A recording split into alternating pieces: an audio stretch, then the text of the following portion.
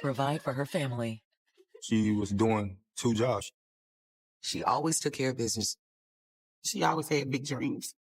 But those dreams would shatter in the darkness.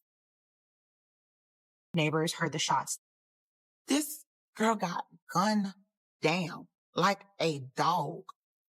There's blood everywhere. The investigation will reveal a few possible suspects. They've had some great times. He just couldn't pull it together. She met someone else. But who is the killer? He had a dark side. She didn't know how to handle him. And will justice be served? He states that they had an argument and she flew into a rage. That's not what you think. August 26th, 2015. It's early Wednesday morning in Covington, Tennessee, a rural southern town just an hour north of Memphis. This is a really country area. It's small town living. You pretty much know everybody by first name basis. It's a solid town in which hardworking individuals make a living and raise their family. But like any rural town in 21st century America, it still has its fair share of crime. It's just after 4 a.m. when gunfire echoes through an apartment complex on the south side of town. Sun has not even come up yet. You hear shots that rang out. At this particular hour in the morning, you're expecting for everything to be quiet, for there to be peace. So it was a shock to have to wake up to gunshots. People are coming out of their apartments or looking around and everything. Just as resident Felicia Weathers reaches for her phone, there's a panicked knock from outside. Felicia opened up the door, found her niece standing there, hysterical. What is it? It's Mama. I think she's been shot. The little girl's mother, Felicia's sister, Crystal, also lived in the complex right upstairs. Stay here. Stay right here. Felicia started to run up the stairs towards the apartment herself. But when she reaches Crystal's apartment, she stops in her tracks. At the top of the stairs, her nephew was standing outside the apartment door, covered in blood. Oh my God. 29-year-old Crystal Weathers grew up in Covington, Tennessee, the youngest in a large and loving family. When we come up, it was a struggle, but it was so much love and joy. We didn't have much, but we had each other. We had a great mom. She taught us how to love more than anything, care more than anything. There was no value to loving and caring for everyone. Crystal and her siblings stayed connected, even in adulthood. Her and her family were closely tied to one another in the sense that they even lived in the same area. Everybody was right there. If they wasn't in the circle, we was right across town. So everyone was close by. Although within that tight circle, Crystal always stood out. She was just full of joy and happiness. She was just that to-go girl. She wanted life and she wanted to live. And she loved her life. She was such a jokester. She laughed at herself. And she was serious when she needed to be, but that was very rare. She was just a loving person. She was down to earth. You could be mad at her when she come around. That laugh, it was just so contagious. She had to laugh like no one in this world. She loved to, do anything that's had a little fun and anything that make you smile, anything that make you laugh. She was all for that. She was just full of joy and happiness. Crystal's greatest joy was being a mother to her 2 children. Crystal had her first child at 18, a daughter. She had met an older guy, and that really wasn't a relationship. That just happened, as they say. Crystal's next attempt at love also didn't last. But it gave Crystal her son, so she had no regrets. She loved her children. She really did. Those was her babies. She cared about her kid. Like, we had that caring mom. We had a mom to teach us how to love. We had a mom to teach us to care for everyone. We had that, and that's what she instilled in her kids. She instilled in them to obey, to love, to care, and to respect all. And that's what type of mom she was. All she wanted was to have a happy family. However, while the love of her children and family was enough, Crystal still longed for a man to share her life with. And she thought she might have found that in the spring of 2014 with 33-year-old Wendell Edwards. Hey, Wendell, what's up? You here to see Quentin? Crystal and Wendell families were very close with one another. He came from a very good family, a military father. They was church-going people. We all knew him. We knew him from around the way. Man, when we grew up together, we used to play ball together. So Wendell and Crystal did have that friendship bond that began to grow and blossom. No, I'm actually here to see you. Oh, yeah? Yeah. They was, going back and forth and talking, and they decided to go along with this relationship. Less than a year after they became a couple, Crystal gave birth to Wendell's son. They did get pregnant really early into their relationship, and I think that's what tied them together was the birth of their son. He wanted to be there for his son. He was a great dad. He helped with the baby. He helped with the other children. He was always there to take care of their emotional needs, to be there for them. Not just to his son, he was a good dad to the other son also. It appeared as though Crystal was finally getting her happily ever after. She finally got someone to love her. She felt like she was protected around him. He had her feeling that certain way. It was true love. I would say she truly loved him. But her dreams would never come to fruition. On August 26, 2015, Crystal's sister has responded to the sound of gunshots and found her nephew covered in blood. Are you okay? As best as Felicia could determine, it was his mother's blood. Oh my God, the baby, stay right here. Felicia's mind immediately turned to her sister's third child, who was still a baby at the time. Felicia, of course, knew she had to protect those kids. Once back outside the apartment, Felicia dials 911. 911, what's your mother saying? It's my sister. I think she been shot. Crystal's oldest daughter ran directly to her and said that her mother had been shot. She said, I stopped, but I remember my mama told me to keep running. Covington police arrive on the scene moments later, responding to the reports of shots fired. Multiple people called 911. Felicia points the officers toward her sister's apartment. It's in there. Inside, they found that sadly, Felicia was correct. It's clear that Crystal has indeed been shot, and just inches away is the first clue. They walked in and they saw her body slumped down on the ground, covered in blood. And right at her feet happens to be a gun. Raising 3 beautiful children, 29-year-old Crystal Weathers had plenty of reasons to be happy in the summer of 2015. She loved her life. If she wasn't working, she was tending to her kids. The youngest was still a baby, Crystal's son with 33-year-old Wendell Edwards. He was a great dad. He helped with the baby. He helped with the other children that brought them together. And she was so happy and just full of life. But in the early hours of August 26th, police have just found Crystal's bullet-riddled body inside her Covington, Tennessee apartment. Crystal's sister contacted 911 because Crystal's oldest daughter at the time of the shooting immediately fled to her aunt's apartment. Covington's a small town. The police arrived in minutes, but it was already too late.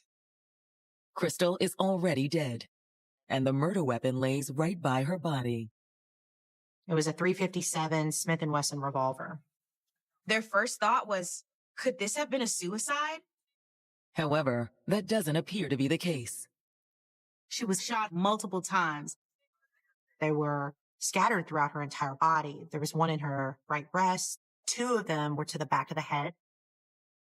Even more tragic, clues at the scene suggest her children may have witnessed the crime, or at least its horrible aftermath.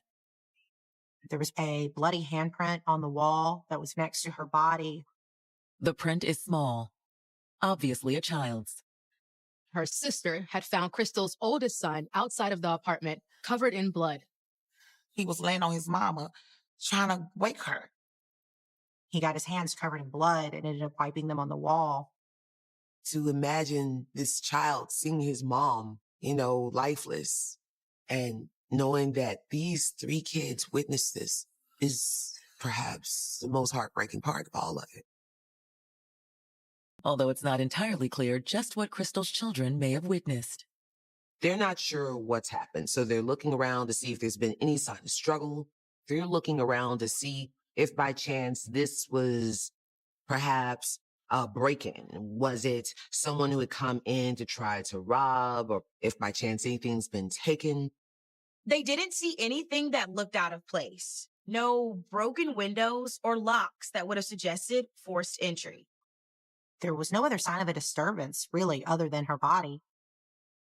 While police work the scene, word that Crystal's been shot quickly spreads. We was in bed, laying in bed, the phone rang. The first call my husband got, it wasn't, she was dead. As the sun rises, anxious friends and family begin to gather outside Crystal's apartment. When we went over there, it was like, police was everywhere. I ran straight towards the building. All the police and my family grabbed me. They didn't want me to go in and see her like that. I was trying to get in there and see her because I didn't want it to be true. I just thought maybe she's going to be all right. But a quick conversation with the police dashes those hopes. And they was like, she didn't make it. And instantly, everybody's breaking down. While friends and family grieve, detectives hold off on interviewing Crystal's children. Detectives believe Crystal's children may have known more about the crime, but the oldest was only 11 years old and in no shape to give a statement. They actually did not question the daughter at the scene due to how hysterical she was. Being able to hear the gunshots, having to run towards her aunts, that level of trauma can never leave you. It's a type of trauma that stays with you through life. After leaving Crystal's kids with another family member, Felicia visits the police station later that morning and tells detectives everything she knows. I heard shots, and I was going to call the police. But then my niece was at the door. Did she tell you what happened? She said her mama was fighting with somebody. Crystal's daughter was asleep. She was awakened to hearing arguments, her mom screaming. She got up to go see what was going on, and her mother saw her. The last word she heard her mama say was, run. And she does exactly what her mother tells her to do. And as she's running to her aunt's, she hears the gunshots. She stopped and looked back, but couldn't see anything. Crystal's daughter ran until she reached her aunt's apartment. And that's when I ran to the apartment. I saw my nephews and Crystal, and I called 911. Detectives ask if she knew of anybody besides Crystal and her kids being at the apartment that night. Well, Wendell was there yesterday morning. Wendell? Wendell Edwards, her youngest boy's daddy. He doesn't live with her, does he? Not anymore. She was broke up with who? He stayed in and out of trouble. In and out, like in prison and jail.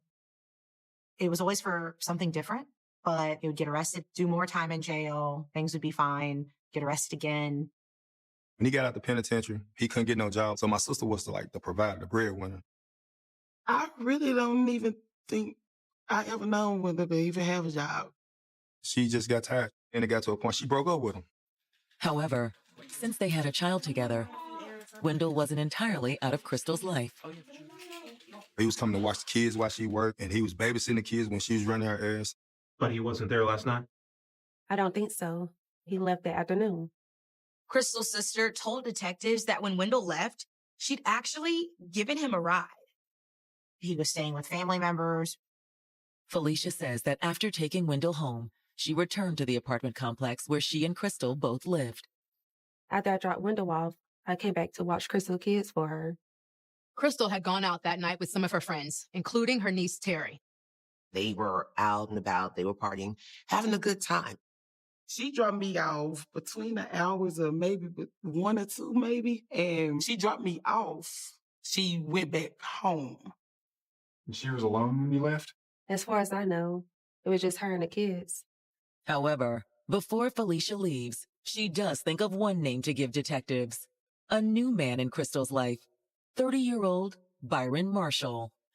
It was still early with their relationship, so she was just happy and excited and everything. But could Crystal's exciting new relationship have taken a deadly turn? Maybe he was an individual who had a violent temper. Detectives investigating the murder of Crystal Weathers have just learned that the 29-year-old mother of 3 had recently broken up with her youngest child's father, 33-year-old Wendell Edwards. She's like, Nikki, I just think I'm done. I'm done. I'm not going back. Since the breakup, Crystal had started seeing a new man, 30-year-old Byron Marshall. I introduced her and they was like, they instantly hit it off. He fell head over heels for her. Byron had grown up in the even more remote nearby town of Henning. He actually worked on a farm. He's a good worker. He's quiet. He hadn't been to prison. I don't even think he ever went to jail. So it was different. It was like he was just supposed to come into her life and treat her right and make her feel special. He's really good to her. It was so different. He was opening the doors and everything. So she wasn't used to nothing like that. But she grew to see like, so this is how a lady's supposed to be treated. I'm like, yes, girl, it is. Demand it. Crystal's sister says that Byron was a welcome change from Wendell, too. The relationship started off smooth. You know, he been a good guy to her and this and that, but he was already in and out the system, you know, locked up plenty of years. And then over the years, things started changing. Wendell could not hold a job. Wendell had also developed a drug problem. He was one hit away from a crackhead, the way I look at it. That's what we would say for lack of better words. But he did cocaine. He popped pills. He smoked weed. He was alcoholic. He did all those things. Eventually, my sister just had enough. My sister was the provider the whole time. After you do so much for someone for so long, you see, they don't want to change. Crystal realized that it was now time for her to move forward with her life, make some better decisions, not only for herself, but for her 3 children. So I guess when she met this Byron guy, she cut Wendell loose? No, they broke up before she met Byron. It wasn't that my sister was seeing someone else. It's the fact that she knew that he was doing the drugs he was doing. She knew it was time to leave.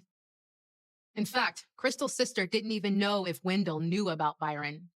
Crystal only been seeing Byron for a little while. However, according to Felicia, Crystal was beginning to think that Byron was the man she'd been looking for all along. She was just so happy just talking about him. It was like she had this different little glow and just stress-free. She was even making plans to settle down with Byron. She had plans on moving. She was supposed to start a new beginning. That's why she went to go see him last night, to talk about moving in together. Well, I thought she went out with her girlfriends last night. We went out and had fun, and we was at his town and his crib. And once we was headed back, she was just so happy. But sometime before sunrise, Crystal's happy night had taken a horrifying turn. Detectives weren't sure exactly what happened. Had Byron come over as her sister suggested? Or had Wendell been waiting when Crystal returned? Detectives hoped that Crystal's little girl could shed some light on the killer's identity, but they hadn't questioned her yet. The district attorney thought that it would be better for the Tennessee Bureau of Investigation to come in and do the questioning. Since Crystal's daughter was only 11, they wanted to make sure they brought someone in experienced in dealing with witnesses who are minors. In the meantime, detectives returned to Crystal's apartment complex and start going door to door. They began canvassing the neighborhood, asking as many questions to as many people that even slightly knew what was occurring. Because one thing they knew for sure, they had to get the answers. Plenty of neighbors heard the shots that rang out that night. There may have been dozens of people who heard the shooting. However, they had only found one neighbor who had actually seen anything. Would you recognize him if we got you a picture? Possibly. Detectives investigating the murder of Crystal Weathers have found a witness who says she might be able to recognize the man responsible for the mother of three's death. What did he look like? I looked out the window and I saw this man running away. Did you get a good look at him? One of the neighbors tell them that they heard the shots, and when they looked out, they saw a man running out of the apartment. Could you tell what he looked like? Yeah, he actually ran right past that light out there. Would you recognize him if we got you a picture? Possibly. Was it Crystal's ex-boyfriend, Wendell Edwards? Or the new man in her life, Byron Marshall? It could be this man that she's been dating for a short while, or it could be Wendell. Hoping to get photos of the two men to show their witness, detectives head back to the station to run their potential suspects through a police database. Wendell's name produces a lengthy report. He had an extensive criminal history. He had multiple felony convictions. For the last 15 years, he was in and out of jail for burglary, for assault. Crystal Weathers' name also appears in some of the police reports. She and Wendell had a very turbulent relationship. But she wasn't no pushover now. You just come run up on my sister and do what you want to do to her without her protecting herself. And she wasn't afraid to get the police involved. The police are called several times about incidents that happened between Crystal and Wendell. Sometimes they would arrest him. Sometimes they wouldn't arrest him. Despite that, the relationship had continued. They kept sticking through their relationship despite the obvious fact that it really wasn't working. I went through this, and many women like us, you want to believe, you think it's going to get better. It never does. Actually, it gets worse. Based on the lack of police involvement over the last year, though, the records seem to indicate that Crystal and Wendell might be a rare exception.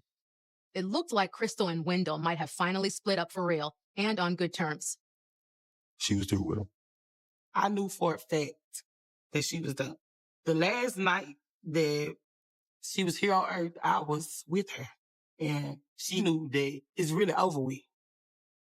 Still, given their history, the police are eager to question Wendell, but they also need to take a look at Crystal's new boyfriend, Byron. They did a criminal background check on Byron too, but it came back clean. Even so, detectives still need to talk to Byron. The police have to question everyone that may have known Crystal to find out, what did this complete picture look like? Detectives locate Byron and ask him to come down to the station. What's this about? I'm afraid I have some bad news. It's about Crystal Weathers. When they inform him that she had been killed, he didn't know how to react to it. Wait, no way. When's the last time you talked to Crystal? Last night, it was her and her niece and some friends. They came over and we hung out. However, Byron said that Crystal and her friends left around midnight and he hadn't seen or heard from her since. You gotta tell me what happened. He had more questions at that time than he did answers. He was confused. He was hurt. He had just been with her, having this great time, getting to know this woman. And he was starting to fall for her. He was devastated, heartbroken. He couldn't make sense of it. It was obvious at that point that this was not a man who would have gone in and killed this woman. Or else, he's a very good actor. Just to be certain, detectives got fingerprints and took a picture of Byron. Once detectives have a photo of Byron to go with Wendell's mugshot, they return to Crystal's apartment complex to speak to the witness who claimed to see a man running from Crystal's apartment after hearing gunshots. Could you let us know if either of these pictures is the man that you saw? Okay. Will the witness be able to identify Crystal's killer? I'm sorry, I just don't think maybe I saw him like I thought I did. It was a major disappointment for detectives, who hoped to identify the killer without further traumatizing Crystal's daughter. She was 11 years old. She was not able to give a statement. But soon, a new tip might eliminate the need for a statement from Crystal's daughter. A patrol officer reached out to detectives about a 911 call just hours before Crystal was killed. Crystal had called the police the night of her death for domestic assault. Detectives investigating Crystal Weathers' murder have just learned that the mother of three called police to her apartment just hours before her death over a run-in with her ex, Wendell Edwards. About 1 o'clock in the morning, there had been an altercation between her and Wendell. Once the police arrived, only Crystal was within the home. Wendell wasn't there. Crystal told the police that shortly after she arrived home that night, Wendell showed up at her door. Crystal, open up. Crystal, it's me. Shh, can you please be quiet? The kids are asleep. Where have you been? He knew something was going on, but we always been jealous of Crystal as a person because she was well-rounded and she could make it without him. If she left and went to a store for a certain amount of hours or for so long, she was cheating. You know, he was accusing her all the time. Even after their breakup, Wendell seemed unwilling to let Crystal go. I know you were out with some other guy earlier. He was just a friend. Then tell me his name. The report said that they had been arguing and he threatened to hit her. You hit me if you want to, and I'm going to call the police. Do you want to go to jail? He responded somewhere along the lines of, if I go to jail, it'll be for killing you. Crystal had told that to the officer that responded to her 911 call after Wendell left. Yes. Can I please get an officer at my apartment? If he had remained on scene, they probably would have arrested him. But because he wasn't there, they simply took the report. Suspecting that Wendell had returned to make good on his threat, detectives focused on finding Crystal's ex. His resources were limited. They knew he couldn't go too far. And they tried to access all his last known addresses. When you're arrested, your address goes on file with your affidavit. And Wendell had an extensive criminal history, and he would use different addresses. Whenever he and Crystal were on the outs, Wendell would stay with family or friends. From time to time, he would get his own place. Detectives spend most of the day making calls attempting to track Wendell down, but are initially unable to locate him. Family members did not want to step on too many toes when it came to Wendell, because if he was capable of possibly murdering the mother of his child, what would he do to the family members that are being questioned? Okay. But eventually their efforts pay off.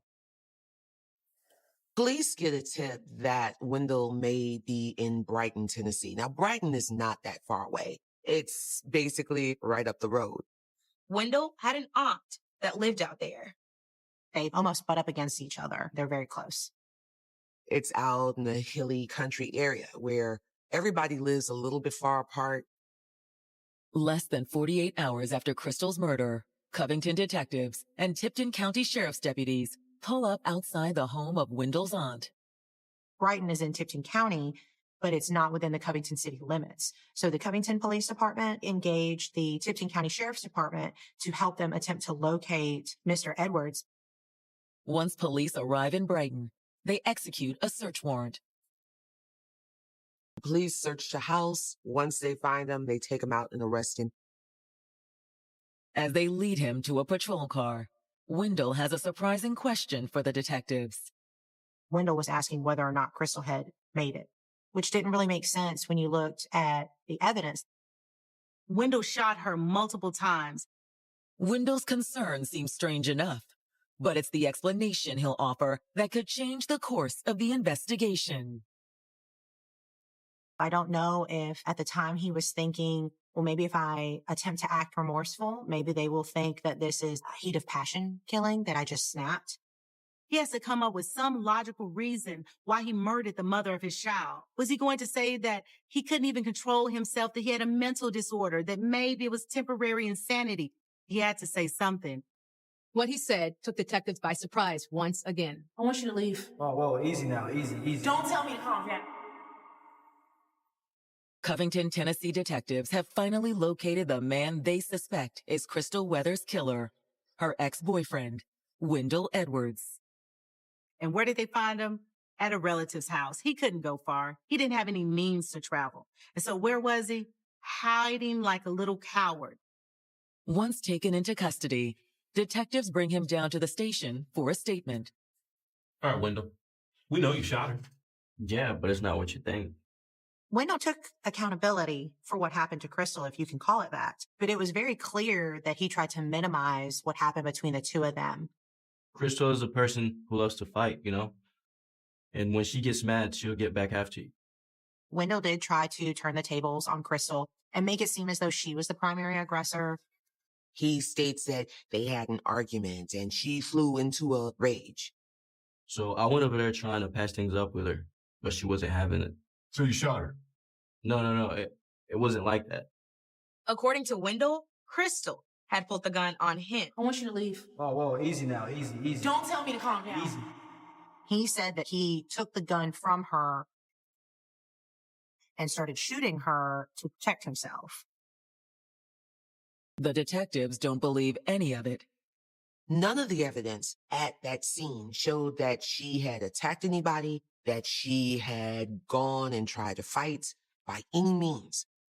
After his attempt to explain away what he'd done, detectives officially charge Wendell with murder. Wendell was charged with first-degree murder, first-degree premeditated murder. When they receive the results of Crystal's autopsy, detectives are convinced they've made the right decision. It was very clear to him that they had the right person. She had been shot 6 times. 3 of the shots could have been fatal. In addition, the autopsy also reveals significant blunt force trauma to Crystal's head. He had also cracked her skull. He hit her with the revolver so hard that he left an indentation of the gun in her skull, so hard that it could have killed her. This wasn't self-defense. This was a murder. Demanding justice, Crystal's family packs the courtroom for Wendell's trial in November of 2017. They wanted to make sure that the jurors and the judge knew that Crystal was loved, and she didn't have to go through this alone. They wanted to honor her in her life and in her death.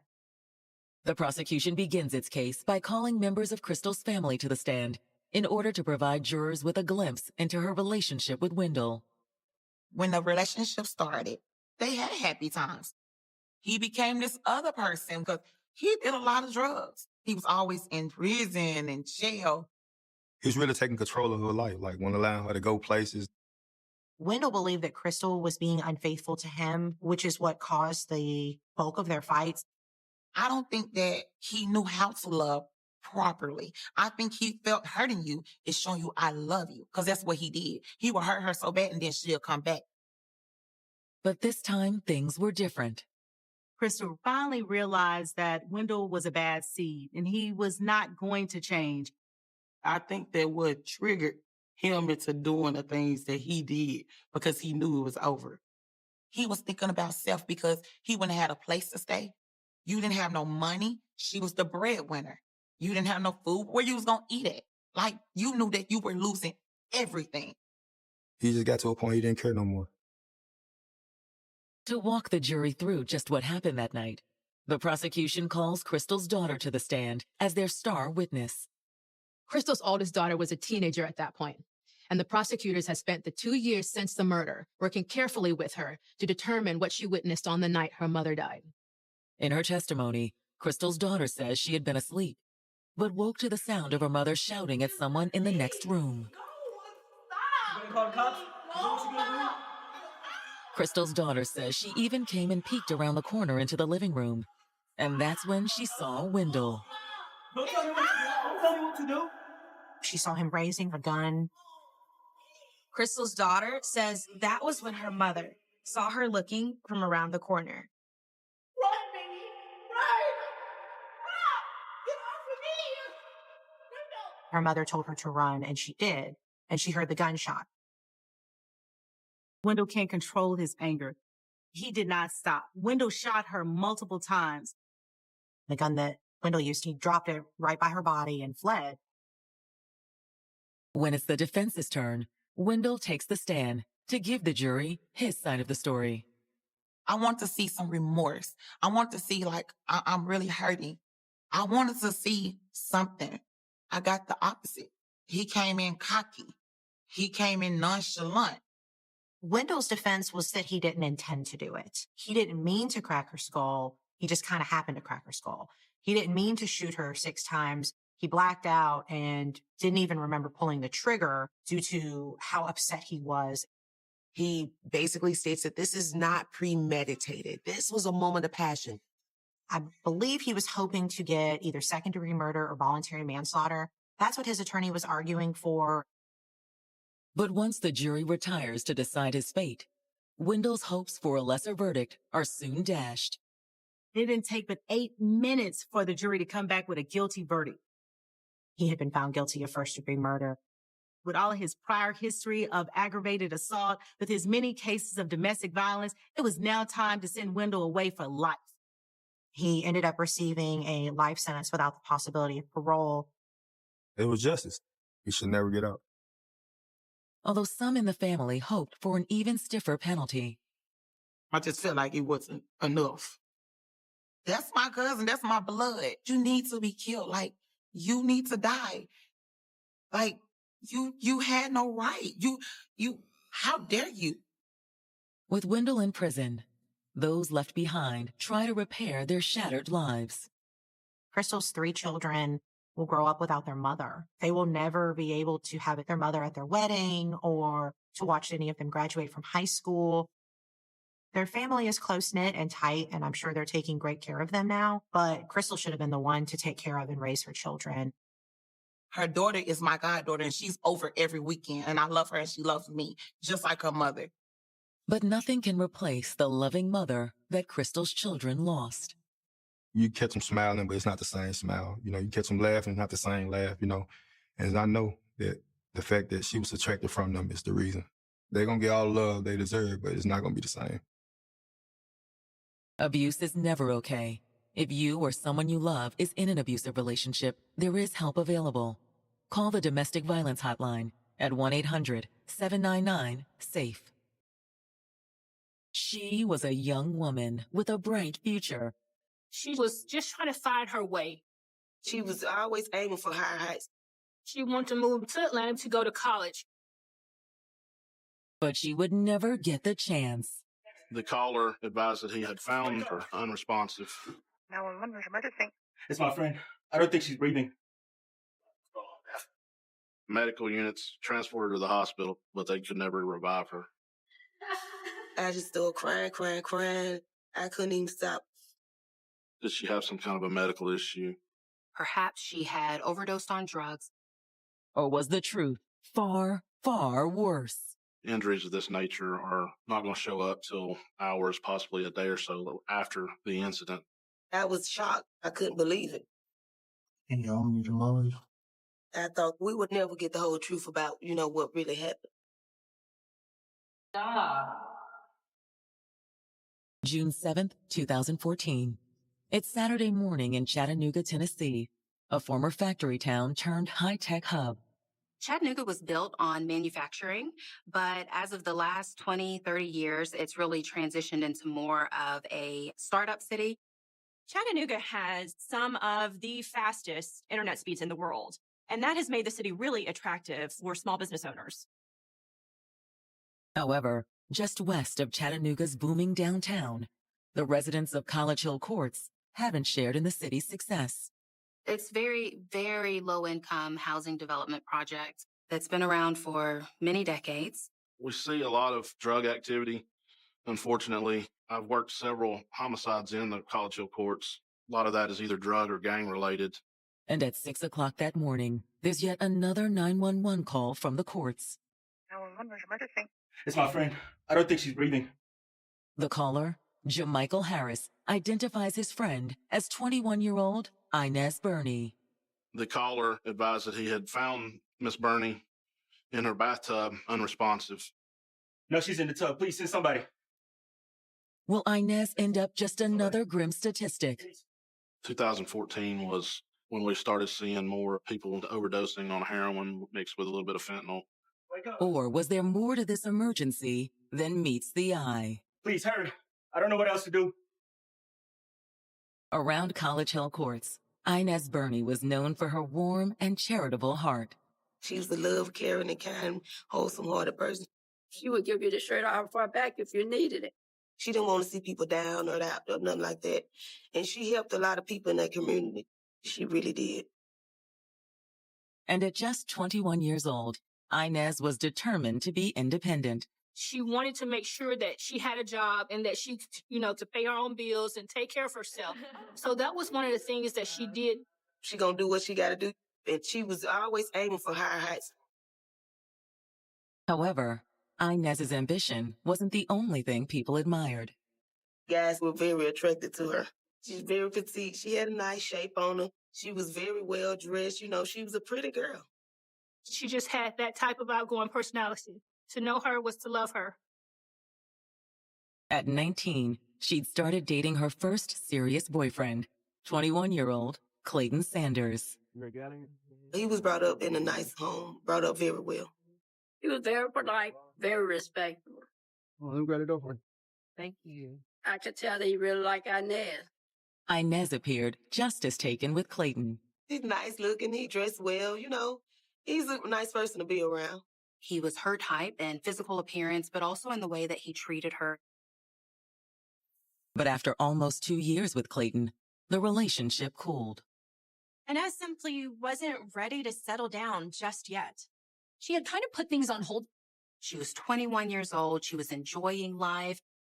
Plus, she had big plans for the future. She was looking into going back to school. She was going to Georgia Tech, I think the one that she applied for. But even as Inez looked to leave Chattanooga behind, someone had suddenly resurfaced in her life. 20-year-old Jamichael Harris. He went to school with her when she was younger, and they had mutual friends. Hey, you look exactly the same. When Jamichael found her online, he really wanted to catch up with her, get to know who she had become as an adult, and that's when the two started hanging out. You look great. He was really a good person. He grew up in the church. He was an overall good kid. They grew up as friends, you know, it wasn't no relationship type or nothing like that involved. But now, 4 months after reconnecting, Jamichael has just called 911, begging for help. Hello? It's my friend. I don't think she's breathing.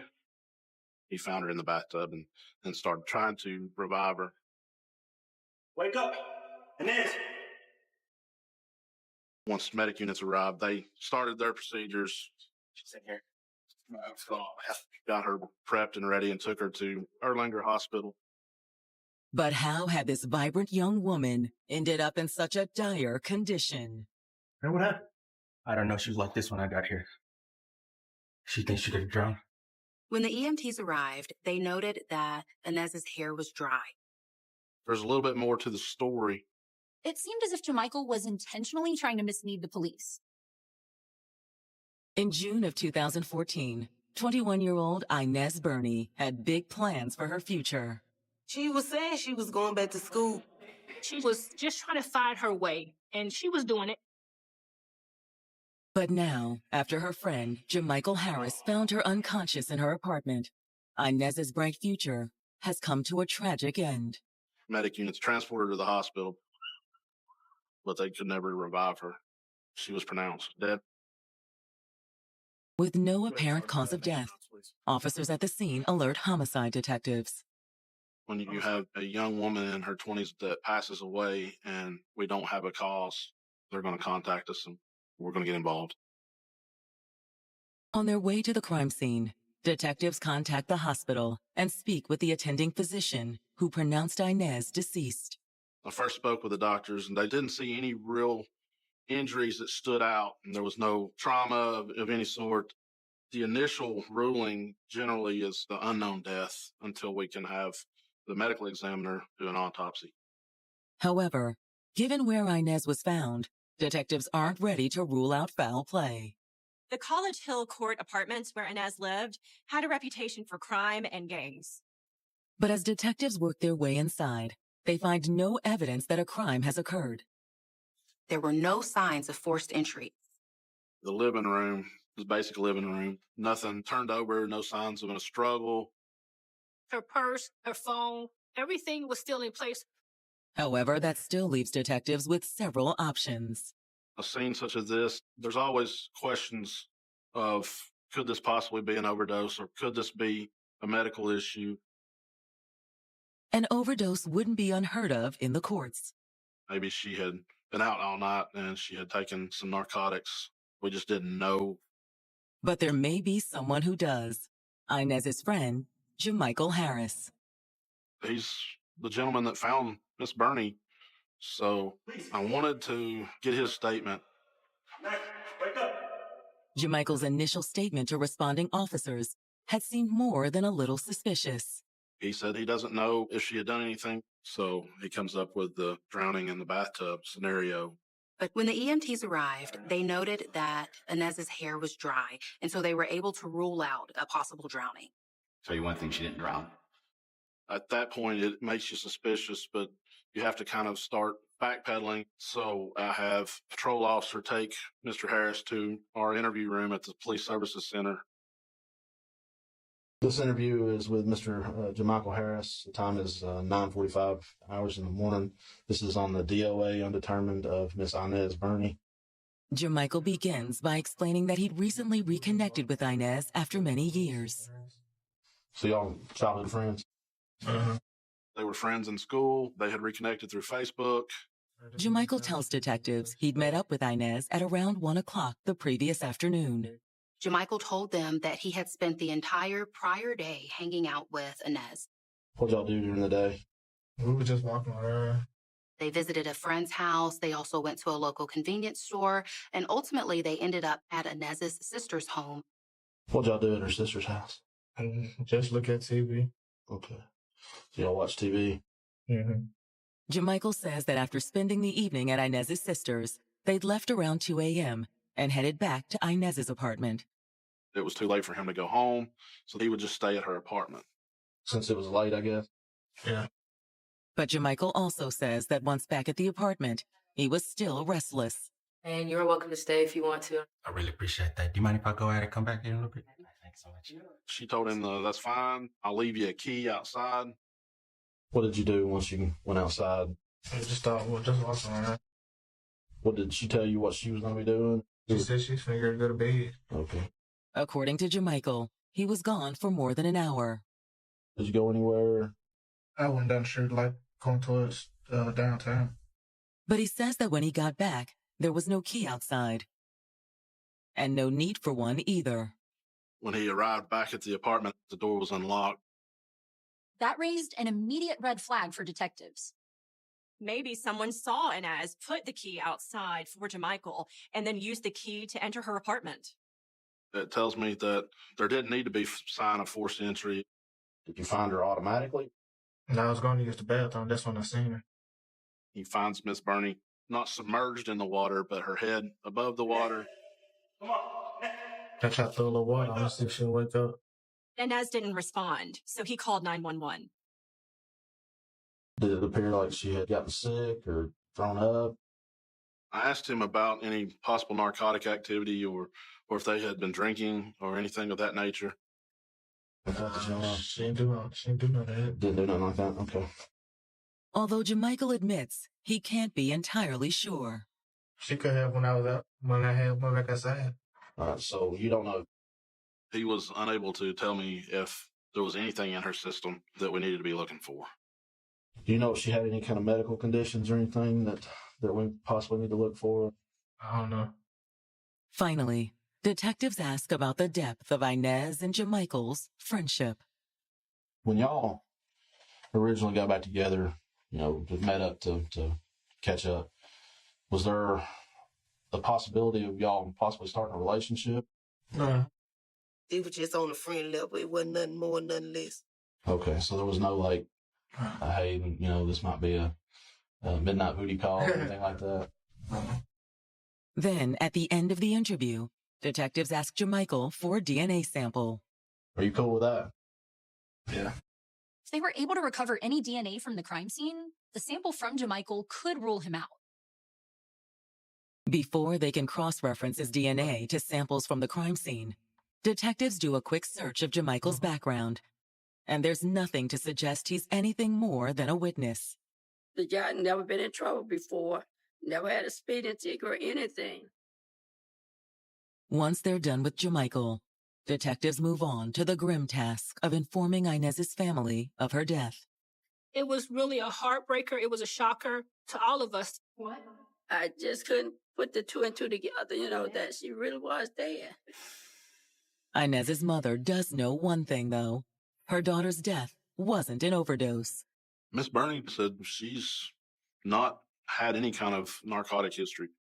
Inez didn't drink, she didn't smoke, she didn't like drugs.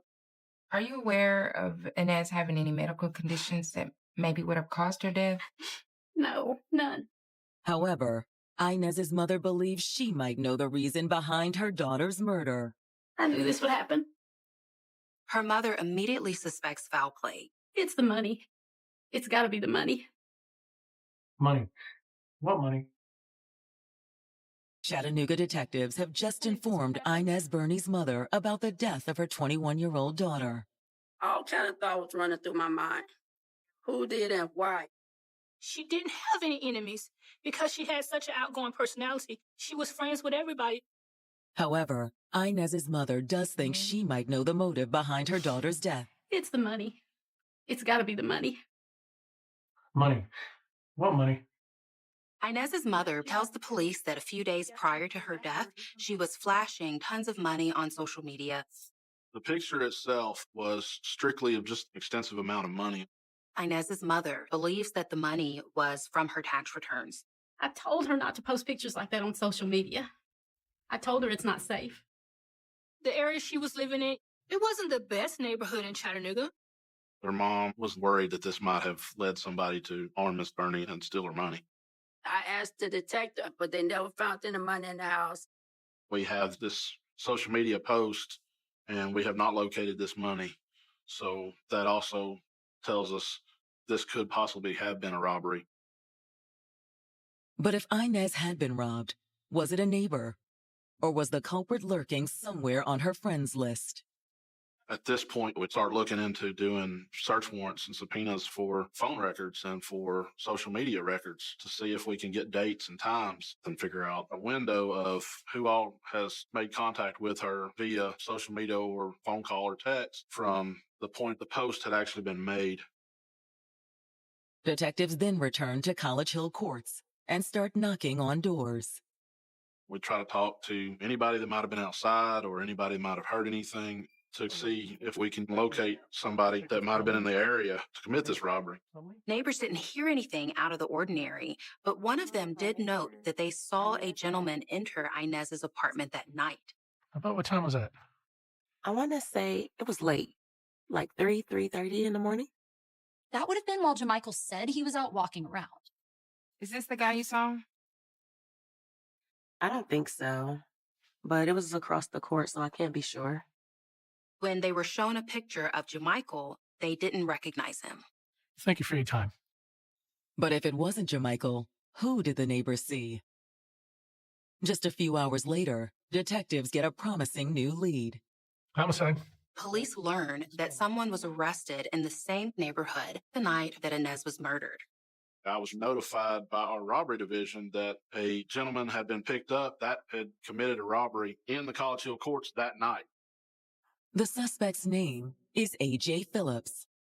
It was easy for detectives to track down AJ. He had just been arrested for robbing another College Hill Courts resident at gunpoint. He was currently sitting in jail. Now detectives wonder if A.J. could have something to do with Inez's death. After the family had told us that they felt like it might have been a robbery for the money, I had to interview him. I had to find out what his whereabouts were. Because the case is about to take on a new urgency. Homicide. Yeah, it's plumbing. The Hamilton County medical examiner had just completed the autopsy. So nothing in the tox screen? She didn't have no drug in her system, which I knew they wouldn't because she didn't take drugs. Inez's death wasn't an overdose, but it wasn't an unknown medical issue either. The medical examiner advised me that it was definitely going to be a homicide. Someone had actually murdered her. The medical examiner was able to determine that Inez had injuries consistent with blunt force trauma to her head. The evidence also indicated that she had been strangled. How the EMTs miss that? He advised me that blunt force injuries of the head were not visible, probably due to the hairline. And when doctors saw her at the hospital, injuries of this nature are not going to show up till hours, possibly a day or so after the incident. Sometimes it takes a while for the telltale bruising to form. Thank you. Detectives now hope the autopsy will lead them to their killer. They swabbed under her fingernails and took samples of that for testing. Potential DNA. If there's DNA there, it could potentially lead to a match and a murderer. 36 hours after Jamichael Harris called 911 and reported finding Inez Bernie unconscious in her bathtub, detectives are now investigating the case as a homicide. The Hamilton County medical examiner had just completed the autopsy, and he advised me that Miss Bernie had all the indicators of strangulation as cause of death. The detectives may also have a suspect. A.J. Phillips was arrested in the same community the same night that Inez was murdered and charged with robbery of a nearby apartment. I had to speak with his lawyer and with him to get an interview, which he was willing to do. And like I told the other cops, I ain't robbed nobody. He didn't really want to admit to committing the robbery. Okay, what about Inez Burning? Who? She was killed last night in the courts. You don't have to answer that. I don't know what y'all talking about. You were picked up there, right? He denies knowing Inez or having anything to do with her death. He did not want to be wrapped up with a homicide. So you didn't take her money? Man, what money? She had a stash in her apartment. More than $2,000's gone missing. Man, that wasn't me. When the detectives dig a little deeper, it appears that AJ is telling the truth. The police were able to clear AJ of Inez's murder when they realized that at the time of AJ's arrest, Inez was still alive. He was actually arrested a couple hours prior to Miss Burney being killed. Homicide. However, just as it appears the investigation has stalled, a woman named Shaniqua Smith contacts detectives and says she has urgent information. She told detectives that she had been in touch with Inez shortly before the murder. When Shaniqua comes in to give a statement, she also tells detectives that she'd seen both Inez and Jamichael on the day of the murder. I actually gave Jamichael a ride. Shaniqua told police that she had taken Jamichael to Inez's that afternoon. When was that? Early afternoon, 12:30 or so. When's the last time you spoke to Inez? She texted me around 2 o'clock in the morning. Inez asked her if she could come back and pick Jamichael up. Why would she want you to do that? Well, the message said that she had a guy coming over and Jamichael didn't have a ride home. Miss Burney is not going to be able to spend time with this gentleman if Mr. Harris is there. Shaniqua told detectives that she was asleep when the text came through, so she didn't read it until the next morning. By then, Inez was already dead. Did Inez say who was coming to see her?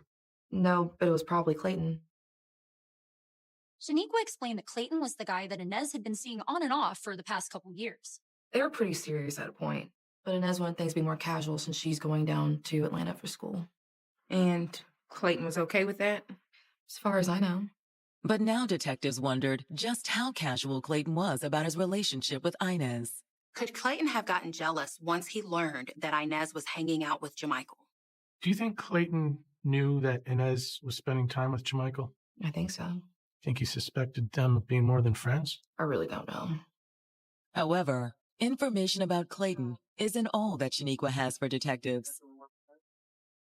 She said, I went to the apartment after y'all released the scene, and I found the bed sheets in the washer, and I found some clothes in the washer with the bed sheets that I think she was possibly wearing when she died. Okay, are they still in the washer? No, I have them.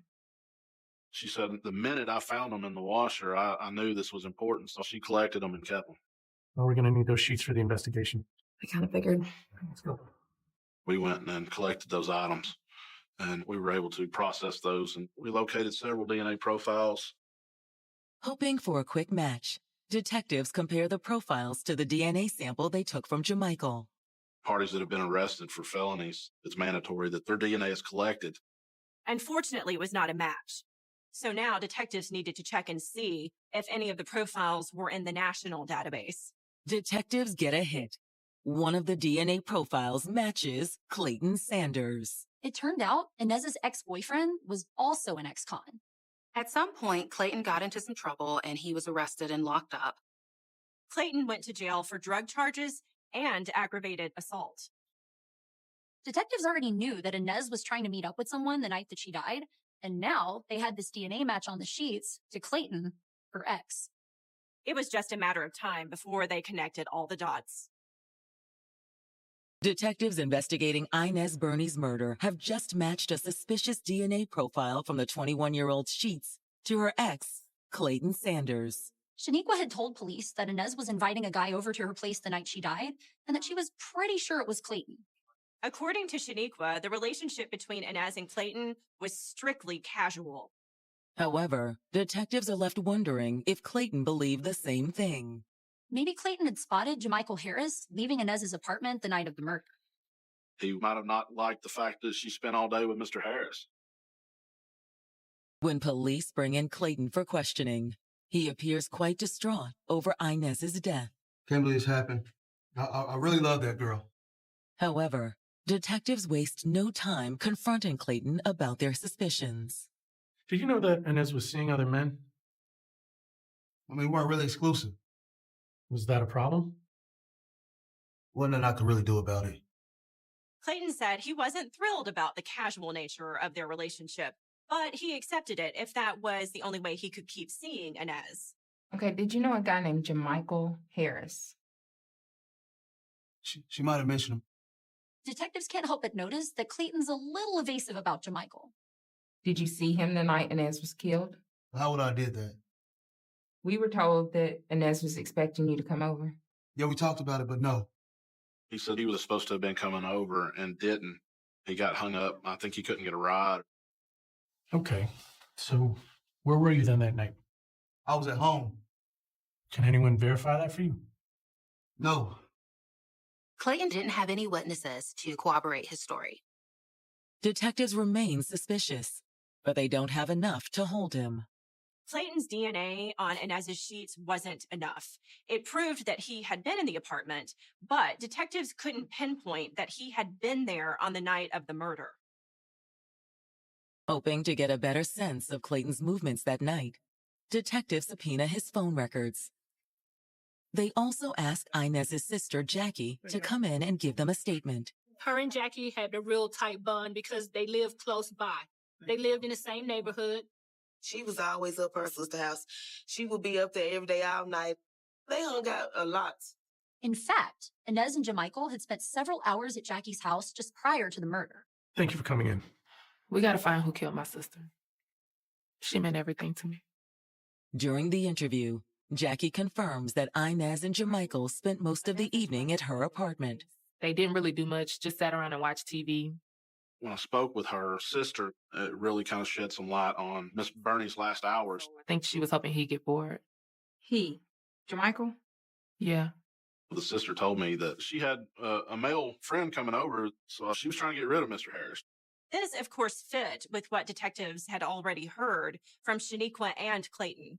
But Inez's sister is about to add a new detail, one that shifts the focus of their investigation. Well, it wasn't just that she was expecting Clayton. Inez was getting pretty tired of Jamichael, like the way he was always coming around. She tells them that Inez and Jamichael were not getting along. According to Jackie, things had started out well enough when Inez and Jamichael reconnected a few months earlier. You look great.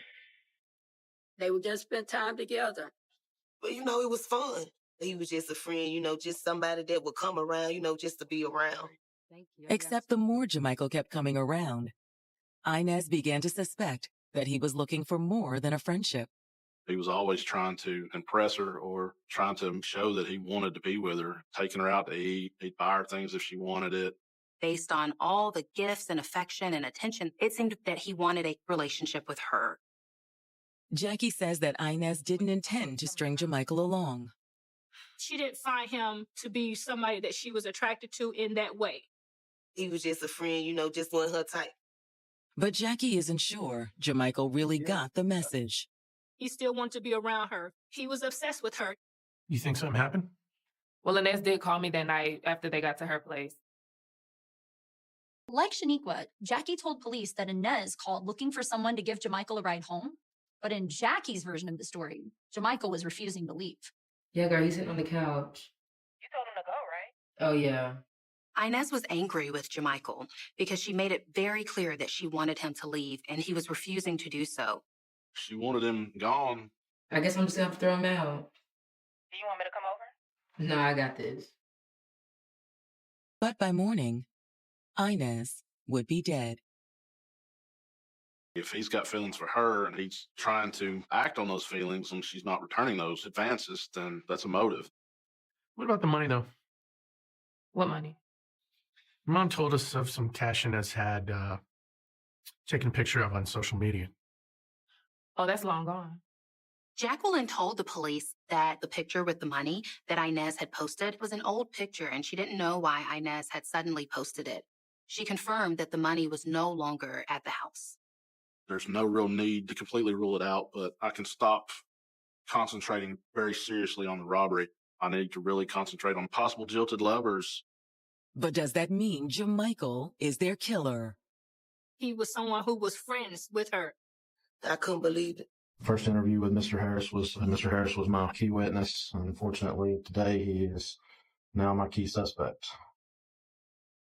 Homicide detectives investigating the death of 21-year-old Inez Burney now believe that 20-year-old Jamichael Harris had a motive to murder his childhood friend. He wanted to be her boyfriend, and she didn't want him. She just wanted him as a friend. He really did like her, but she didn't like him in that way. The evidence points to him getting frustrated with this. He spent money on her. He spent a lot of time trying to get her to return the affections, and she's just not doing it. A compelling motive isn't all that detectives have either. Jamichael was there that night. He called 911, so he definitely had the opportunity to commit this crime. And on June 10th, 2014, the crime lab all but erases any doubt that Jamichael is the killer. We finally got the DNA back, the DNA under her fingernails. When the results came back, they learned that the DNA belonged to Jamichael. That's investigative gold. That was pretty much what we needed for a good, solid case. Once detectives have the DNA results, they sit down with Jamichael for a second round of questioning. I tried to talk with Mr. Harris for the second time to kind of streamline some of the problems that were found during the investigation, some of the inconsistencies in his story. If you don't want to talk to me, then you do have the right to refuse. It's up to you. He didn't want to talk to me. He requested his lawyer, and I had to end the interview. Then detectives booked Jamichael into the Hamilton County Jail on first-degree murder charges. I was ecstatic about the arrest. Nobody want to be living in the neighborhood knowing there's a killer out there. Even with Jamichael refusing to talk, it's not hard for detectives to piece together what happened on the night of the murder. Thank you for making sure I made it home okay. Mind if I stay a while? It's actually getting late. She started getting frustrated with him. I need to go. He pretty much overstayed his welcome. I guess I'm just gonna have to throw him out. Really, I need you to go. I need a ride. I can find you a ride, but I need you to go. I was hoping I could stay tonight. At some point, he probably tried to make a sexual advance towards her, which she ultimately rejected. Come on, you told me you had fun. No, it's not gonna happen, Jamichael. What? They got into an argument. It's not gonna happen. He couldn't handle the rejection, and it could have just triggered something in him. Jamichael, stop. It may have made him go to a place in his mind where he felt he had to kill her. I believe he attacked her. They fought, and her build, she's athletic, but she's small. Mr. Harris is a big man. So he probably slammed her to the ground, and given his weight when he got on top of her, probably put a lot of his weight on her, cutting off her air, her breathing. It appears that he also banged her head against the floor multiple times. That would cause the head injuries. And then the ultimate strangulation is just him putting all his weight on her chest and her neck. And she lost consciousness and died. Then, once he realized what he'd done, Jamichael tried to cover his tracks. He killed her. And now he had to come up with a story. So he was thinking and pacing around the apartment. He had no idea what to do. He comes up with the drowning in the bathtub scenario. He made a few mistakes, though. Her hair wasn't wet. And because the strangulation occurred before she was placed in the bathtub, there was no water in her lungs. As the case heads for trial, the defense appears willing to fight. When he went for his preliminary, he had people in his corner. His pastor came and spoke on his behalf. Other family members spoke on his behalf. But in the end, Jamichael's attorneys approach the prosecutors about a possible plea deal, and they present the deal to the family. So I prayed about it and I thought about it. And so I told him, yeah, I'll be willing to take a plea deal because I didn't want to go to court.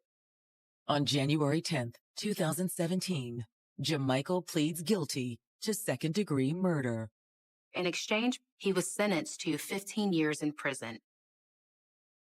But no punishment will ever bring Inez back.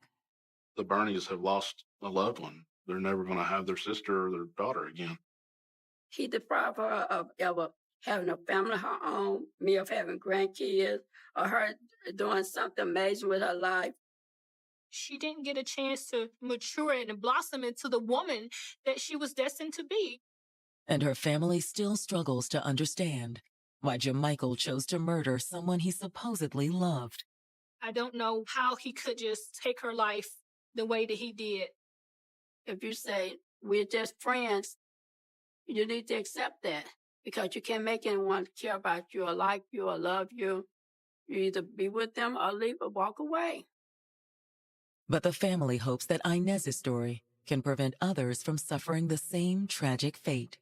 If you have a family member that is in a relationship that they may or may not be uncomfortable with, encourage that person to move away, protect themselves at all costs, because my sister didn't think that this young man was obsessed with her to the point that if he couldn't have her, no one else could. And because of that, my sister's not here anymore. She was a bright woman, headed down a dark path. She kind of started sowing her wild oats and living the wild life. She was like out there and very carefree.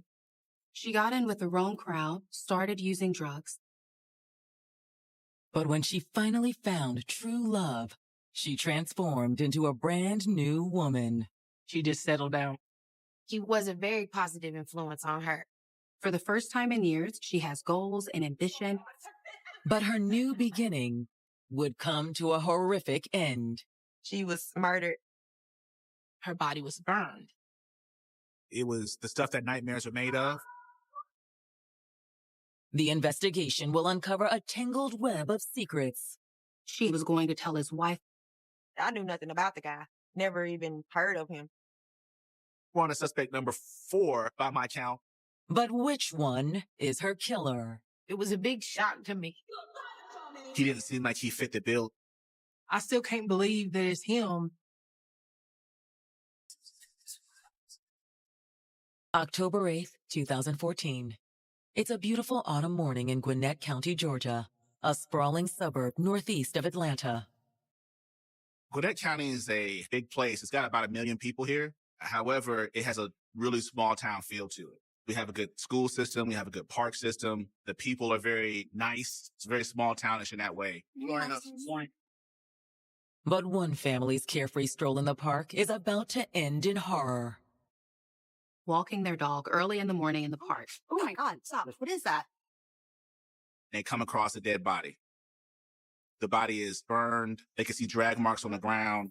Stunned, they rush back to the officers still parked near the greenbelt. They immediately went back and got the officers and told them, hey, there's a body over here. Right away, the police officers know that there's foul play involved. 6-5 to dispatch. Go ahead and start major crime star location. On the scene, homicide detectives start by trying to determine who the victim is. The burns were pretty significant, but you could still tell that she was African American. The victim doesn't have any ID on her, and there's nothing that readily identifies her. Despite that, detectives are able to determine the dead woman's identity. They brought a handheld unit they used to check fingerprints. Detective? Thank you. They were able to very quickly get a match. The victim is 26-year-old Lauren Taylor. Dalton, Georgia native Lauren Taylor had always been a fighter. Lauren was the tough girl. You know, she ain't take no crap off of nobody. She didn't have any kind of filter. She spoke her mind, told people what she thought. She was just fearless and fierce. And I just love that energy. She always wanted to do her own thing. But despite her feisty exterior, Lauren also had a heart of gold. She just always had like a nurturing personality. She always just wanted to take care of people.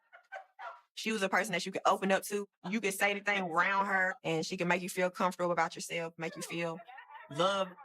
You need her, she's going to be there. But Lauren was closest to her grandmother.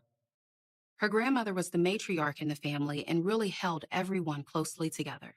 I was their mother and that was their grandmother, but they looked at her like a mother too. We would all always go to her house. We would all stay at her house. We were all close to her. However, During Lauren's junior year of high school, her beloved grandmother passed away, and her life took a drastic turn. Lauren took it really hard when my mom passed. She was just kind of rebellious. It put her in a really bad place. She started doing things that was not her. She was going out to clubs and partying. She got into some trouble and getting into drugs and things like that. She was just searching for answers that she couldn't get. Lauren's search only led to more problems.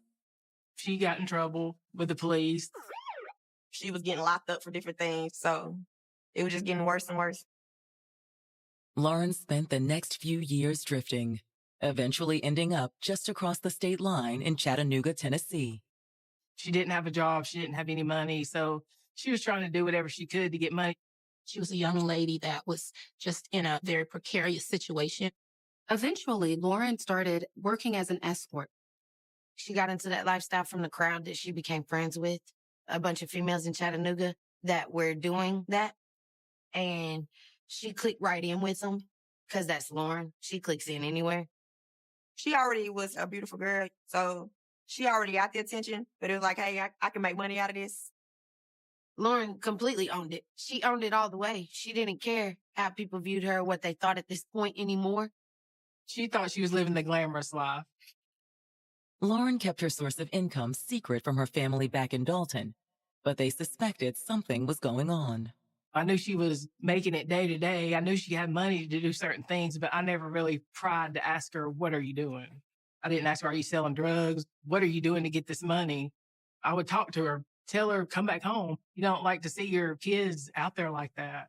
But she seemed like she was living the life that she wanted to.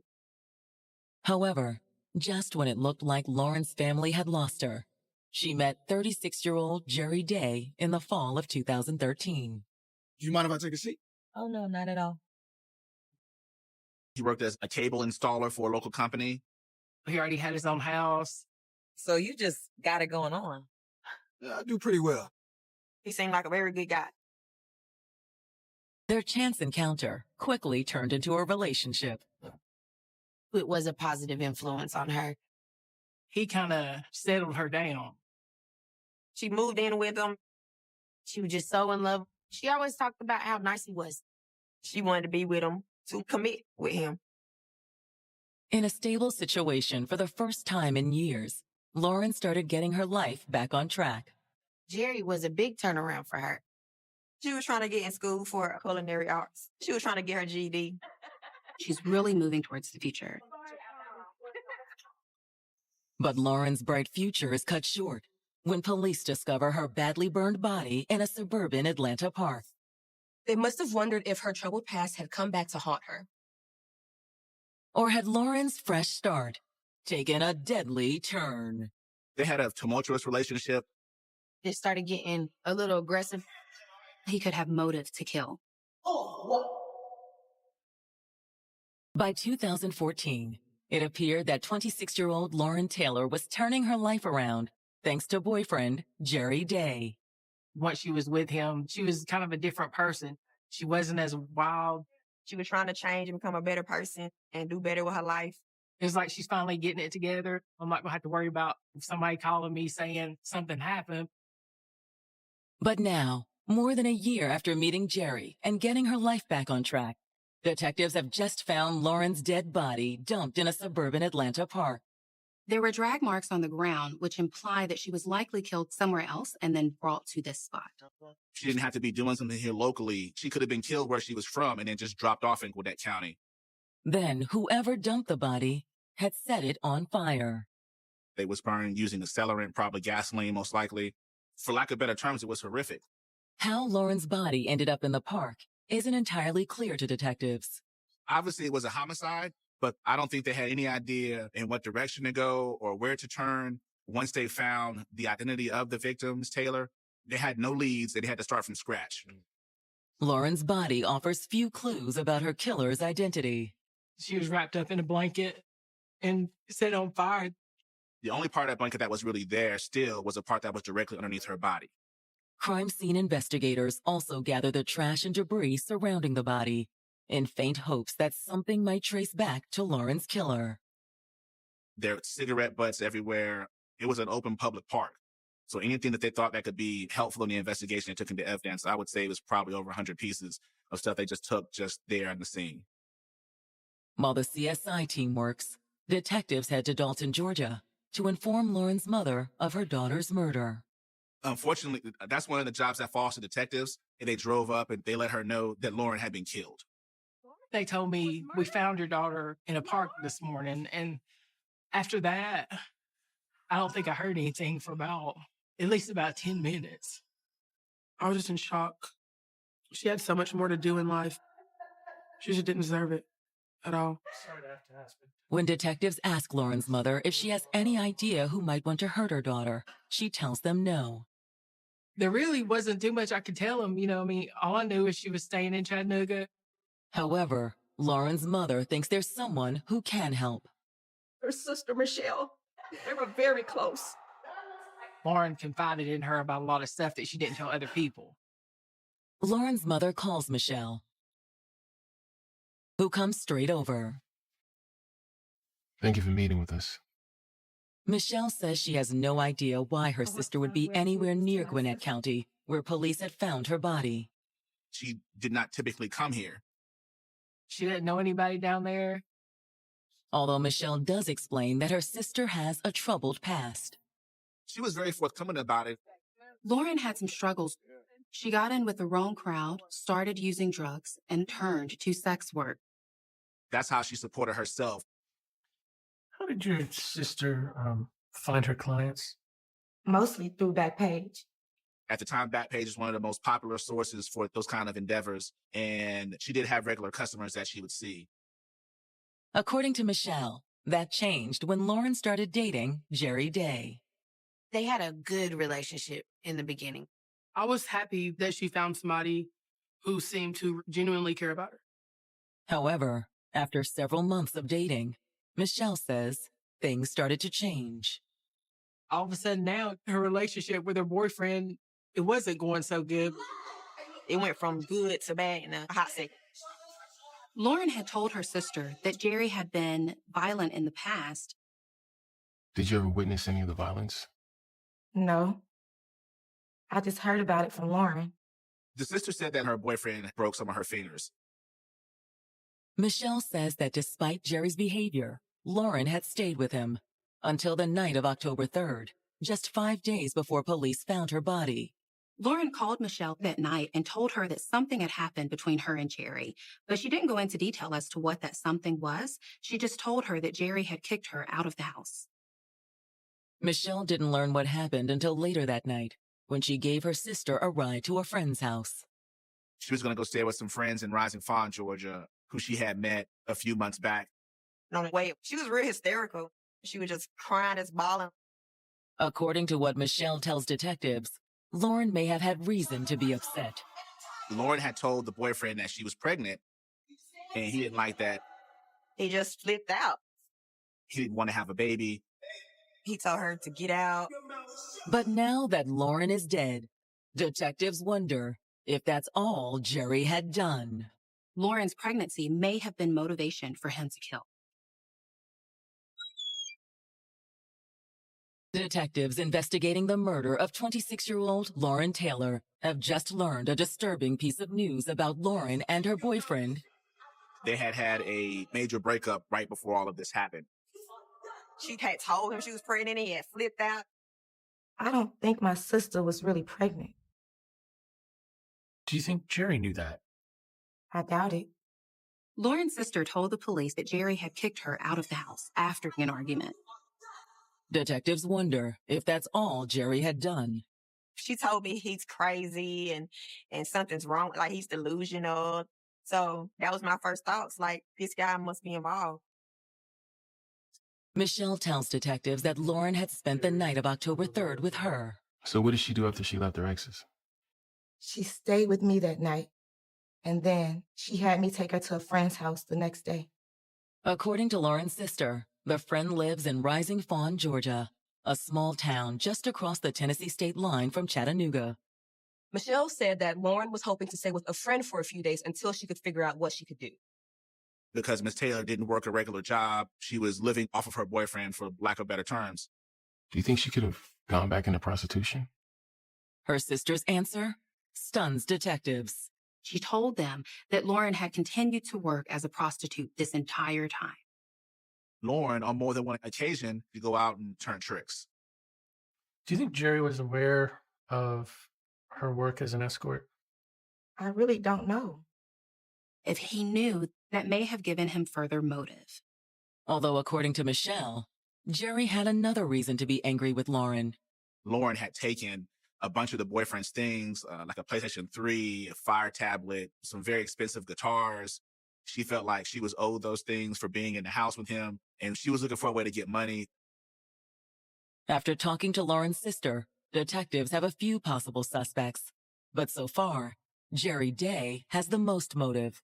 At that point, he's probably prime suspect number one. However, since Lauren had continued working as an escort, Jerry's far from the only suspect. It's possible that her killer could have been a client. When detectives receive Lauren's autopsy report, it does provide some clear answers about how she died. She had died by asphyxiation first, meaning somebody had choked her to death and then set on fire. There was no soot in her lungs or her trachea. However, the report's findings also raise questions about her breakup with Jerry. There was no evidence that Lauren had broken any fingers recently. And furthermore, she wasn't even pregnant.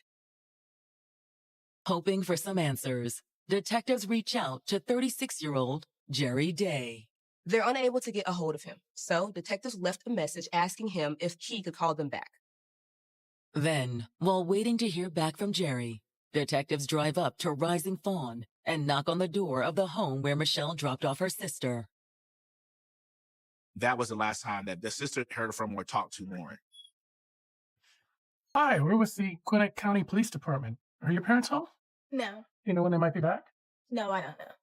The girl does know Lauren, though. Lauren was staying with them. She's been here for the last couple of days. However, the girl says that when she came home from school yesterday afternoon, Lauren wasn't there. When she asked her father where Lauren was, he said that she was gone and she wasn't going to be coming back. This sent off red flags for the police. Before detectives can get any further, a car pulls up to the house. Hey, what's going on here? Gwinnett County Police. We're conducting an investigation. What's your name, sir? Leo Kendrick. Honey, you can go inside. It's okay. Oh, is that your daughter? Yes. What's this about? We understand that there's a woman by the name of Lauren Taylor who's been staying here with you. Uh-huh. So his statement is that Lauren did come to stay with him, but when the police got there, she had already left. But his answer isn't what makes detectives suspicious. His clothes actually smelled like gasoline. He had scratches on his hands that were consistent with defensive marks. They thought they may very well have their killer in front of them. Detectives investigating the murder of Lauren Taylor believe they may have just uncovered her killer, Leo Kendrick, the man she'd been staying with after breaking up with her boyfriend. He had scratch marks on his hands that were consistent with somebody trying to fend off somebody choking them, and he had gasoline on his clothing. They knew that some sort of flamant had been placed on Lauren's body prior to burning her. Detectives don't think it's a coincidence. Sir, why do you have scratch marks? He said that he was a brick mason and that those are consistent with scratches he might receive laying brick. He said the gasoline was part of his work as well. However, his answers seem all too convenient for detectives. Okay, so why was she living here? Leo said that Lauren had been watching their daughter while his wife was out of town. She was helping out with the kids while my wife went out of town. Leo tells detectives that Lauren had left yesterday without much explanation. But Lauren left. Why? She was talking to this guy on the phone, saying she need money and stuff for him to come pick her up. Did you catch his name? Something about Charmaine. So no last name or anything? No, sir. Eventually, around 2 o'clock on the 7th, a person in a black truck did show up.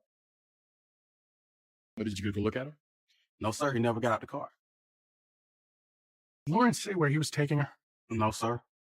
Did she say when she might be coming back? No, sir. I didn't think she was.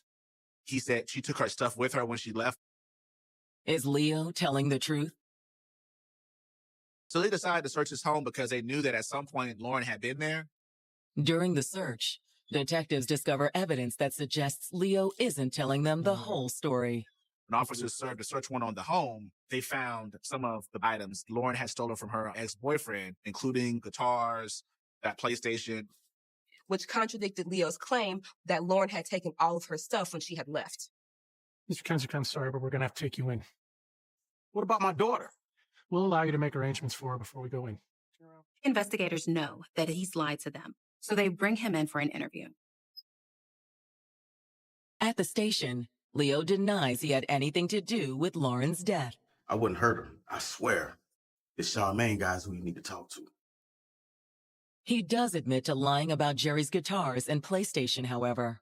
He thought that he would get in trouble for having stolen property in his home. The rest of Leo's story appears to check out too. Turns out that Masons regularly have that kind of damage to their hands and they have gasoline on their clothing. So his story was confirmed. But while Leo insisted that detectives should have been looking into this mysterious Charmaine character, the name was all he could really give them. Listen, anything you can tell us about him would be helpful. I really don't know that much. He knew Lauren and him had some kind of relationship, that he was the kind of guy who had money and that she would typically use him when she needed money. We're going to let you go, but if you remember anything, let us know. Once detectives release Leo, they turn their attention to tracking down Charmaine.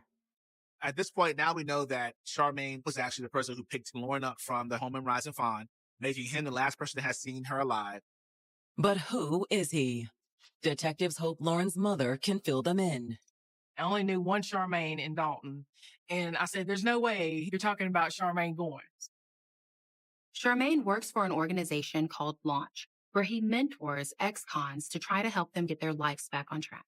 Charmaine was a guy who went to prison as a young person for an armed robbery, but from all intents and purposes, he had gotten his life together when he gotten out. He was working with the Chattanooga Police Department, people that are in gangs and stuff, trying to get them established when they get out of prison. He was married. He was a deacon in his church. He had children. When detectives bring Charmaine in for questioning, he tells them that he did give Lauren a ride the day before police found her dead body. This is what happened. So the girl, she called me. She Facebooked me, asked me to meet with her. I did. He said that they have known each other for a very long time. He says that he had helped Lauren when she was homeless. Says they met one day and he looked down a side street and saw a girl sitting next to a dumpster. Here's this young girl. She needed a place to sleep, to stay. Him being the upstanding pillar of community that he was, he got her a hotel room that night. Then Charmaine says he turned to the nonprofit he worked with and helped Lauren get back on her feet. He's a Christian, and that's what Christians do. They help people in need. It's during that time that Lauren met Jerry, and she seemed to be getting her life back on track. But all the while, Lauren had remained in regular contact with Charmaine. She would call and text Mr. Goins for assistance. So Charmaine says it wasn't all that surprising when she called, asking for a ride at around noon on October 7th.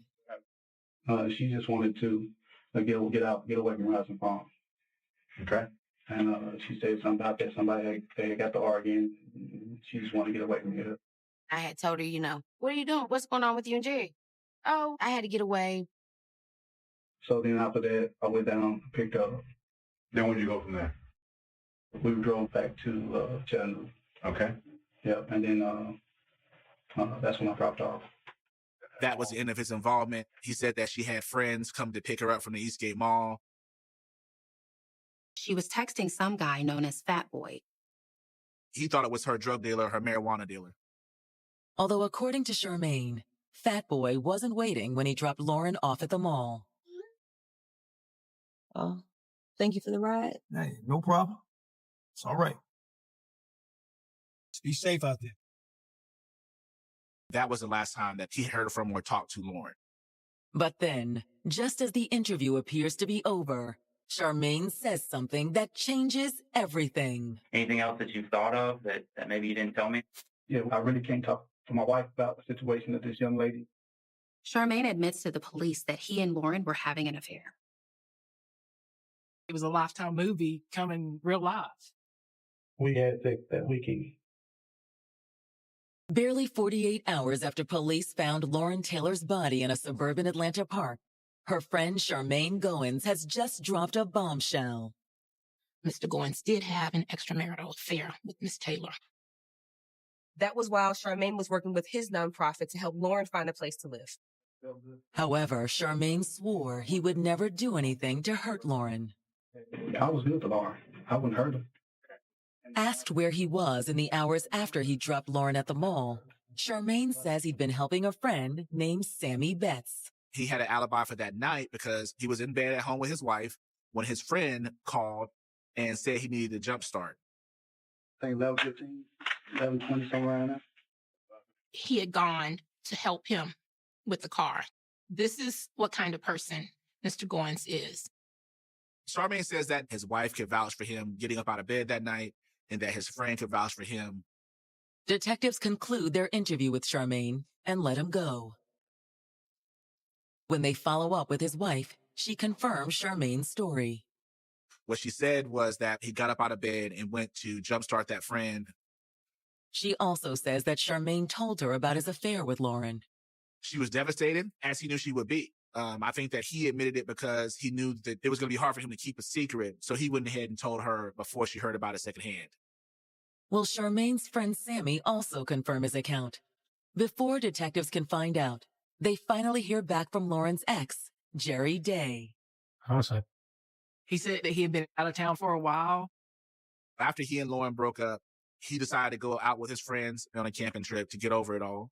He says that he didn't even know the police were looking for him until he came back from out of the mountains. When he speaks with detectives later that day, Jerry still appears distraught about Lauren's murder. He says he still very much had love for Lauren. When she first moved in with him, he thought that he might have found the one. But you broke up with her, so there must have been problems. Yeah, I started to see a different side of her. She could be really aggressive, you know? He said she would often put hands on him. She was actually destructive in his house. He talked about how she broke things. She actually frightened him. But it was what I heard last right before we broke up. That really was the last straw for me. He found out that she had been having sex with somebody else. Paid sex. I confronted her, and it was obvious. So I broke up with her after that. He immediately broke it off with her. But she wasn't going to have that happen. She said I couldn't break up with her because she was having my baby. An unwanted pregnancy is a motive for murder. So you don't understand. Lauren wasn't pregnant. It was a regular thing that she would say when they got into fights. Police are inclined to believe Jerry's story, especially since they confirmed that Lauren wasn't pregnant. So what did you say to her? I told her she was lying. He was trying to break up with Lauren. So if she was pregnant, he was asking that she have an abortion. After that, I told her to leave, but she refused. He then left the house and he called the police to come have her removed. And when I came back with the cops, Lauren was gone and so were a bunch of my things. After that, I made sure Lauren would never contact me again. Jerry's statement lined up with what detectives had previously heard from Lauren's sister and Lauren's friend Leo. When detectives follow up with Jerry's friends, they confirm his alibi. There were multiple people that could vouch for his location and whereabouts. So he went from day one, suspect number one, to being out of the equation as somebody who we know did not commit this murder. With Jerry ruled out as a suspect, detectives move on to the other person who could verify Charmaine Goins' alibi, his friend, Sammy Betts. He was an ex-felon. He had spent time in custody. When he got out, Mr. Goins helped him get a job. But there's something else about Sammy that really catches the detectives' attention. When the police look up Sammy's prior address, they notice that it was right across the park from where Lauren's body was found. Now we're on to suspect number 4, by my count. With their eye on Sammy, investigators call him on the grounds of going over Charmaine's alibi. That's who they thought had something to do with her death. So do you know Lauren Taylor? Nah, I knew we were seeing her though. Charmaine had told him about the affair with Lauren. But Sammy's portrayal of the relationship is different from Charmaine's. I knew he had got a little fed up with her. He wanted to end the affair, but didn't know what to do. He talked about how she was crazy and how she was going to tell his wife about what was happening. He just somehow needed to get rid of Lauren. The friend said in response, "That's not a good idea. Don't even think like that." You think Charmaine took that advice? Yeah, because after a while, he stopped talking about it. The detectives aren't so sure. But Sammy offers them what appears to be proof of Charmaine's alibi. There were a series of text messages asking for a jump start. After we got my car fixed, we went out to breakfast. And what time did you get home? 6 a.m. You say you used to live near the Deshaun Park. Yes, sir. My girlfriend lives over there. She still lived at that address, and he would go there on the weekends sometimes. You do know that's where they found the body, Miss Taylor. I heard on the news.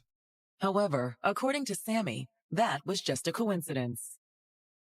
When detectives asked about his connection to where they found Lauren's body, Sammy shrugged it off. On the night of October 7th, were you anywhere near that park? No, sir. But is the ex-con telling the truth? Or was Charmaine's phone about to prove Sammy's undoing? If you're making a phone call, they can tell which tower was used to make that phone call or send that text. They called me with information. It was just like my mouth dropped open. We knew we had the right guy.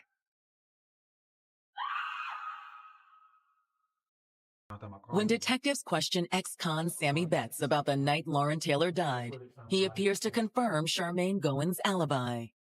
He says that Charmaine did in fact come jump his car, and they went and had some breakfast at IHOP.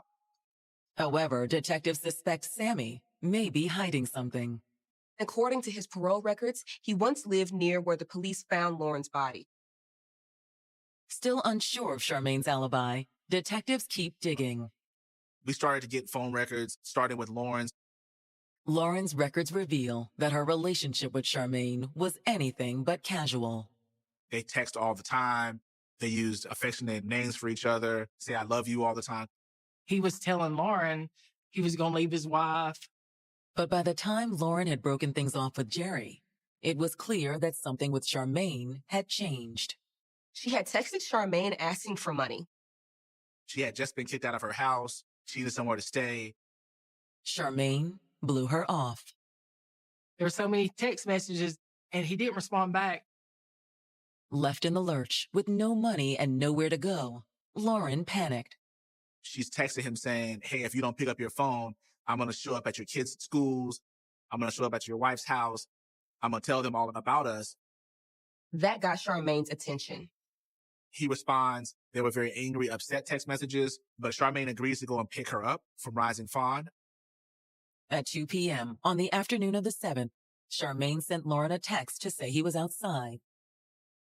Lauren's phone was never used after that. When detectives receive Charmaine's phone records, their contents are even more damning. After getting his phone records and having them mapped out, that he had not, in fact, gone to help his friend jumpstart his car, we have him pinging around the 285 east towards Gwinnett County. The signal basically led right to where police found Lauren's body. We knew we had our person. They arrest him and charge him with Lauren's murder. He was indicted on malice murder, felony murder, aggravated assault. I was happy that they arrested somebody, but I still can't believe that it's him that did this.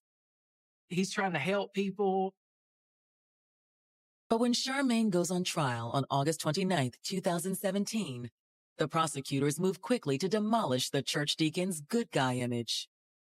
He was a man of two lives, a man who had a life that we all wanted on the surface. But in his second life, he was a person who used his position to get what he wanted from women and a manipulator. And eventually, and most importantly, he was a killer. Prosecutors believe that the beginning of Charmaine's story was essentially true. He actually does go and pick her up. From there, I believe that Charmaine did actually take her to the Eastgate Mall. When people start telling lies, they try to include a little bit of truth to make it more believable. But prosecutors believe Lauren never made it out of Charmaine's SUV. It seemed like the text conversation argument led to argument in person. She said something. She did something that he didn't like. Hey, I'm telling you, keep your mouth shut. I will tell your wife, your children, everybody's gonna know about you. You ain't no Mr. Nice Guy. Hey, shut it up. She was going to out him. He would probably lose his wife. He would probably lose his job. He was scared Lauren was tough and she meant what she said. That's when and where he killed her. Presented with the evidence detectives have against Charmaine, Sammy Betts agrees to testify for the prosecution. He says Charmaine didn't tell him what he was going to do or why he was doing it. He just told him that they were going to send a series of text messages asking for a jump start and that he was going to act like he came and jump started him. Then, with his cover story arranged, Charmaine had hit the road, driving Lauren's body as far from Chattanooga as he could. But I think it was the only part that he was familiar with in Gwinnett County. Once inside the park, Charmaine dragged Lauren's body down the trail and tried to set it on fire. But in doing so, he made another error. I guess bodies don't burn like you see on TV. They were able to take her fingerprints at the scene. They very quickly got a match. From there, everything led the detectives back to Charmaine. When it's the defense's turn, they suggest that Lauren's work as an escort led to her death. Because Lauren was still working as a prostitute, there could have been any number of men who may have become violent with her. In the end, it's not enough to sway the jury, who find Charmaine guilty of murder. He was sentenced to life without the possibility of parole. I was happy they made the right decision. We got some type of justice for her. I want him to sit in prison for the rest of his life and think about what he did. And while Charmaine broods in prison, Lauren's family will never forget the life he snuffed out far too soon. There's not one day that goes by that I don't think about her. She didn't deserve what happened to her. She had her whole life to live, literally.